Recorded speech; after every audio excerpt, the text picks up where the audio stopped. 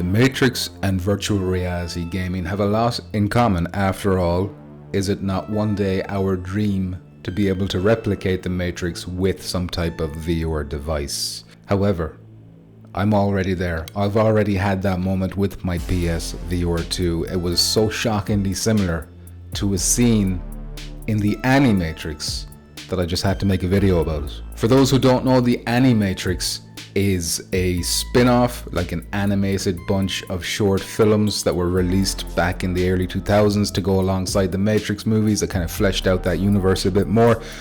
And one of the stories was called World Record. Now, I'm not going to go into too much detail about what the story was about, but I'll just summarize this. It's about a runner, like a track runner, and he pushes his body so hard to the limits that for a little brief moment in time, he actually wakes up in his goo pod in the real world. And when I played Hitman World of Assassination on PSVR2, I woke up in my goo pod. I could see the real world. Some of you may have noticed that I've been way less active on this channel since Hitman came out. It's been about 2 months since I've put anything out, and there's a few reasons for that, including personal life stuff going on. But I will say the major reason for that is that Hitman has woken me up to the sad reality of PSVR2, and it has killed my motivation to make videos about PSVR2, to talk about it. Now, it's not because Hitman is bad or anything like that. The opposite is true. Hitman is probably top 5 for me, maybe even top 3 PSVR2 games. It's a great game. So before anyone goes crazy in the comments thinking I'm trying to slander Hitman, that's not the case at all. The problem is that it's too good.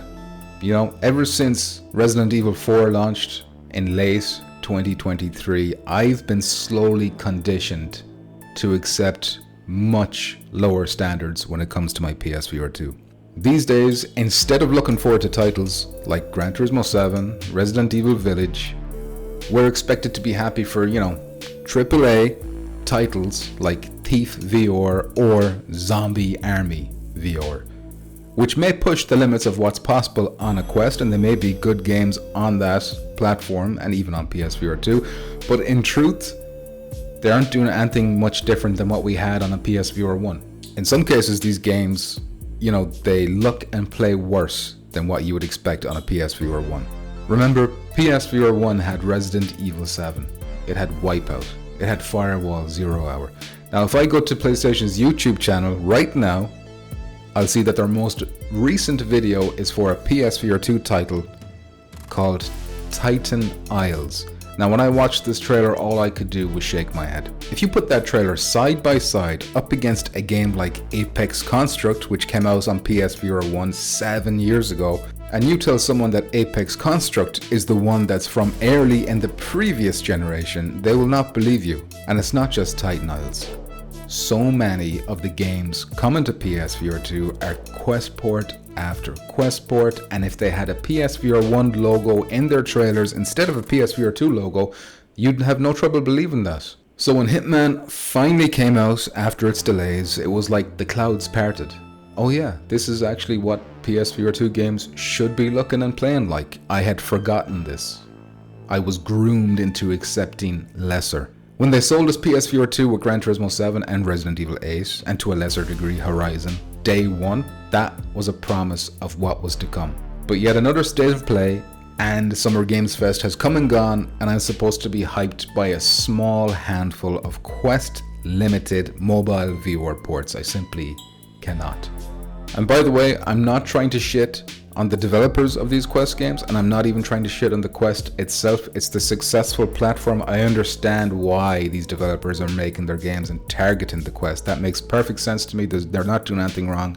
Thief and all the rest look actually great for mobile VR. That's a very important thing I want to point out. But I'm not going to pretend they look great for high-end dedicated VR, and they're not why I'm on this platform.